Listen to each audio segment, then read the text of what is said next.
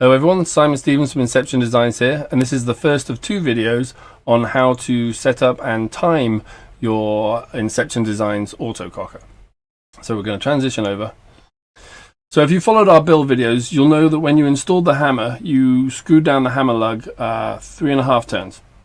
And that should mean that your gun will be firing and will be working, but there's often just a little bit of fine-tuning to the adjustments to get the best trigger response and to get the best setup possible.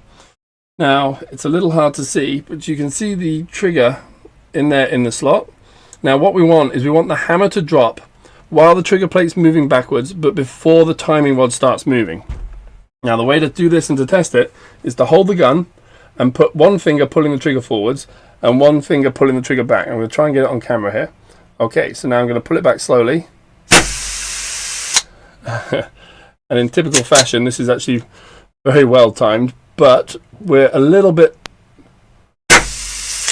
late getting the hammer to drop from where I would normally like it. Both the hammer and the timing are just slightly back. This is actually perfect relationship between the two parts, but I would like to have the hammer drop just slightly earlier in the stroke.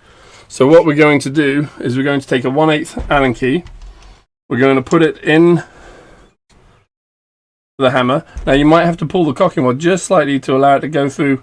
And oh, hang on. First off, we need to make sure the hammer is forward. So holding the bolt, pull the trigger. Hammer's going to go forwards.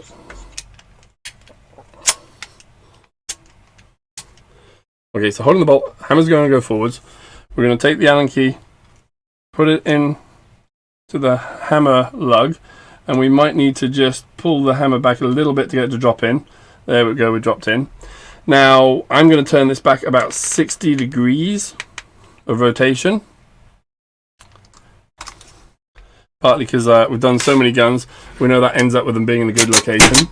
So now I'm going to go to the hammer. I'll get it. Gun's cocked. So now I'm going to pull the trigger very slowly. And you see that the hammer is now dropping the hammer lug right at the beginning of the stroke, just before the three-way rod starts to move. Now this three-way timing is too good. We built it too well when we were putting the parts together. What will often happen though is that the three-way won't activate until slightly later in the stroke. And if that's the case, you're simply going to put your Allen key in the front, and this is a 5/64, and you're going to screw the three-way in until it starts to leak. Hear it leaking? Make sure that the timing rod is pushed forwards.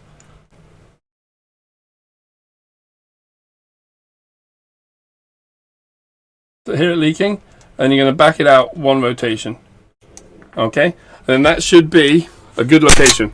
Now what you want to have happen is you want the hammer lug to drop and the three-way just start to switch. You don't want the pneumatics going back yet, but you want them to just start to switch, and you'll be able to tell that because you're going to hear a slight hiss come out of the three-way. So if we do it real slowly,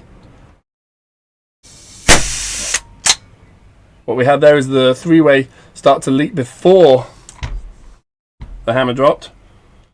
So unscrew it another 1/4 of a turn, holding the trigger forwards again. So there we go. Hammer dropped, starts leaking.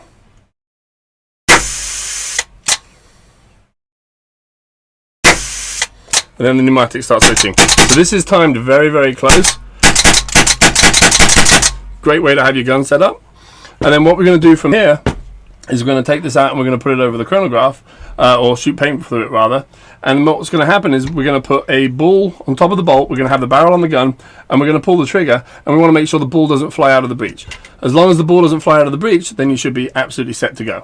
If your ball does fly out of the breech, that's called blowback, and you can fix that simply by adjusting the timing with the Allen key in the front. Typically screwing it in a little bit from this position would get away from that because it times the gun more closely. Most of the time, once you've done this adjustment already though, you should be immediately good just to go shoot the gun. So what's important is hammer dropping nice and early, pneumatics switching at or just after the hammer drops, and then making sure you don't have blowback. And really, that is all there is to timing an autococker. We make it extremely easy with the Inception guns by the use of the 1/8 Allen key and by having the bolt have a hole in it already so that the Allen key can go straight down into the hammer lug, and we make it extremely easy by having the three-way adjustment with the set screw on the front. But those principles apply exactly the same to any autococker. You may just find it's a little harder work to adjust the hammer lug because you have to keep removing the bolt, and you may find it's a little harder work to adjust the timing on the front because you have a collar and you have little set screws you've got to wiggle around and fiddle until you get it to just the right spot. But ultimately, that's what's needed. Hammer drop, pneumatic switch, and there you go. Takes a lot of the mystery out of timing an autococker. It really is that easy.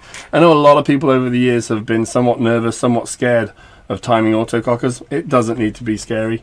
We make it very quick and easy with an Inception gun, but the same principles, as I said, apply to the old WGP guns. Take a little bit of time to do it. You'll get exactly the same results. Thank you very much for watching. If you have any questions, post them down in the comments below.